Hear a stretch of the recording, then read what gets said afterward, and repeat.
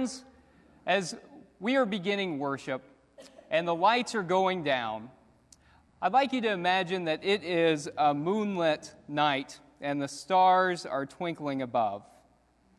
As we enter this Advent season, we think about how our church can be a house where the holy is born anew. We are preparing a path for new life as we await the birth of Christ, and also new life as a church as we begin a building project in January. This Advent, we will study the biblical prophets that call us to care for our neighbors and make room in the inn. The lonely and frightened spaces within us are filled with the light of hope, peace, joy, and love.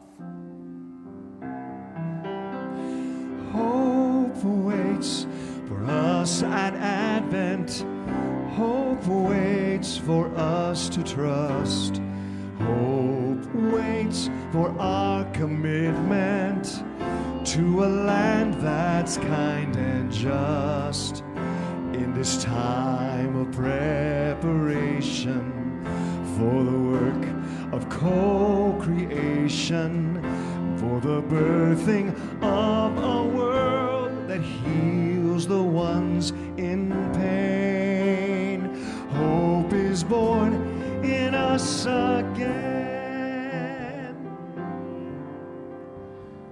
Today we offer the light of hope at the inn to illumine the door of welcome. May this light shine within our hearts, in our lives, and in our church.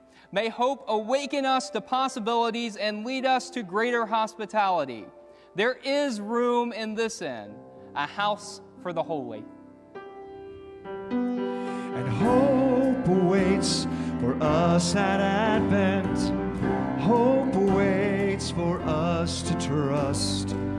Hope waits for our commitment to a land that's kind and just.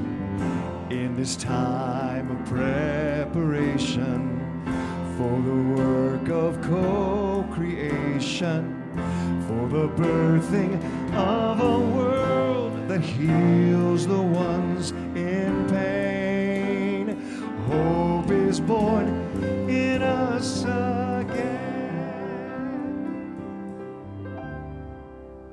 Today we have two short readings. The first is from the book of Jeremiah, and the second is from Psalm 25. Hear what God's Spirit is saying to you. The time is coming, declares the Lord, when I will fulfill my gracious promise with the people of Israel and Judah. In those days and at that time, I will raise up a righteous branch from David's line, who will do what is just and right in the land. In those days, Judah will be saved and Jerusalem will live in safety. And this is what he will be called: the Lord is our righteousness. And now from Psalm. Make your ways be known to me, Lord. Teach me your paths. Lead me in your truth. Teach it to me, because you are the God who saves me. I put my hope in you all day long. Here ends the reading of words that give us insight on God. May God grant us wisdom and courage for interpretation.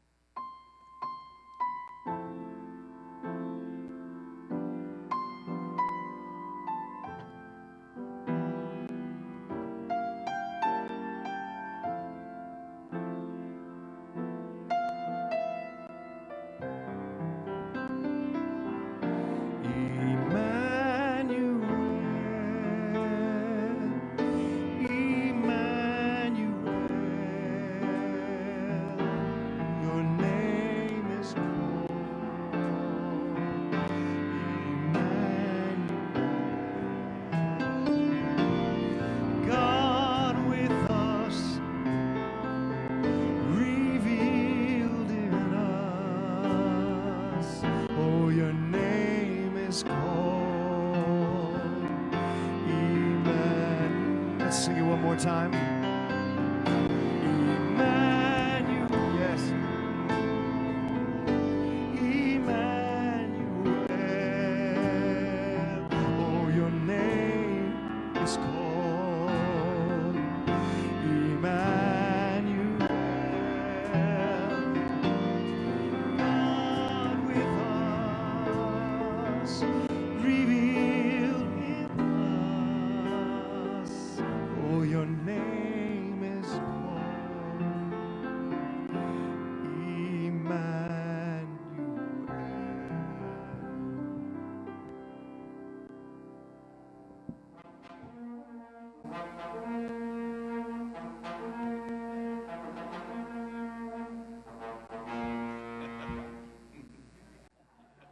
Greetings, everyone. It is I, the prophet Jeremiah. I have come with great news from on high. I've got incredible news to share with you about a coming leader from the branch of David. Remember David, our great king, the prototype king, the great leader who unified our people? There's someone coming. There's someone coming, and I can't wait to tell you about it, but let me come down from on high to let you know this message.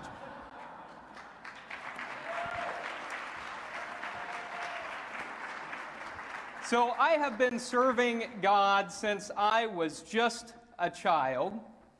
I was really too young. I fought it. I didn't really want to serve God, but you know how it is. You run away and God continues to find you. And so I began to follow the path that God had laid out for me, even though it was uncomfortable. I knew it was going to be a winding path, trying to follow God. And yet, I knew that I had no choice.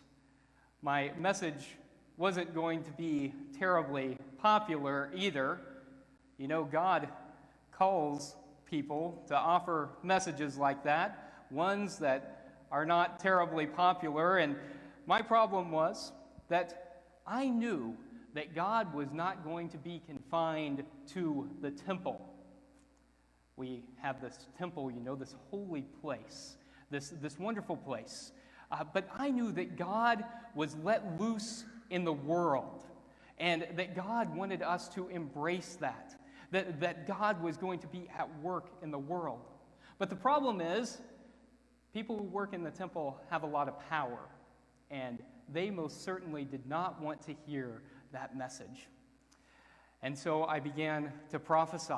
I began to tell people about what was coming. And it was not a message that people wanted to hear. God was at work, though.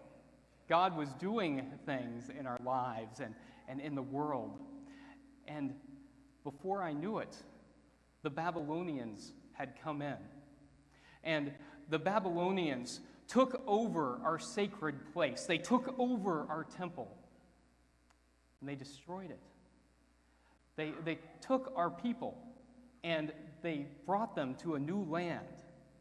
They put them in exile, away from their homes, away from their loved ones. Forced separation, forced to live apart from the people they needed. I hear that you all have experienced a bit of exile of your own, haven't you? Not exiled from your homes, but exiled in them. I hear you've been watching something called Netflix. But the result is the same. Disconnection from one another. Separation from one another.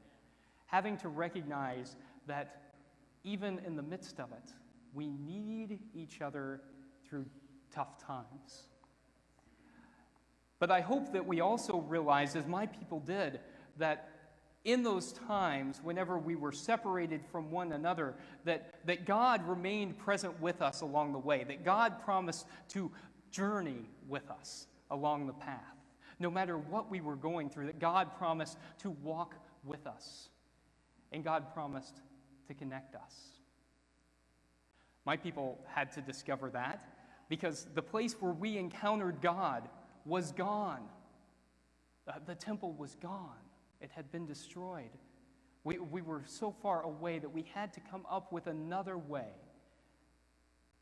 to connect with God and with one another. It was tough, though, and I was persecuted more than most.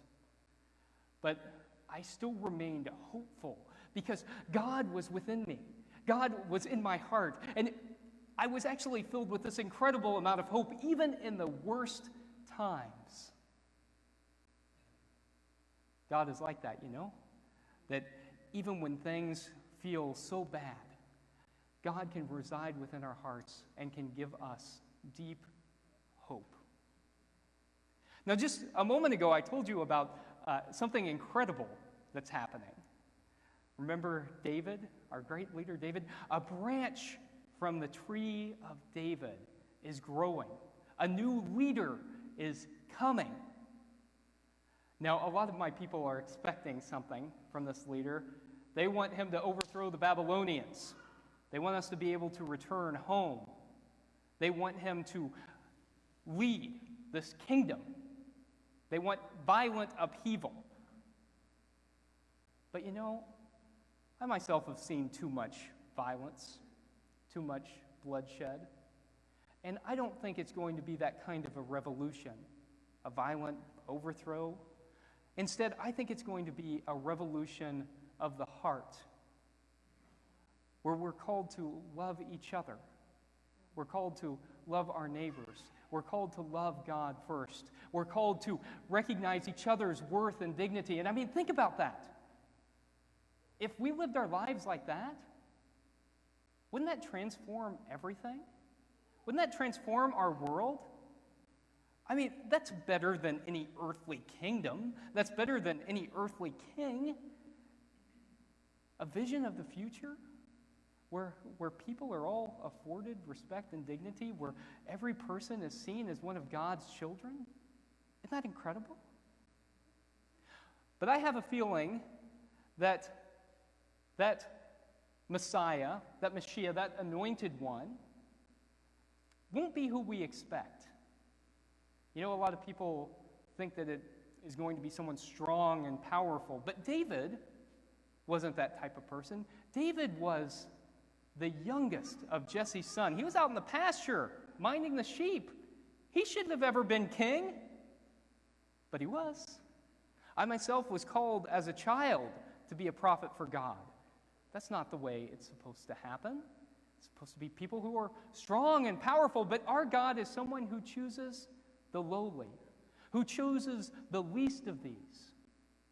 And so we might just find that this Messiah is born on an unconventional path, takes an unconventional way, maybe comes from an unexpected place, maybe comes from a lowly family, maybe is born in a place that is different than we might think about for a king. And I don't know about you, but that actually fills me with an incredible amount of hope. To think that there could be someone who would lead us in a different way, who would give us hope for a different kind of future, for a different kind of world.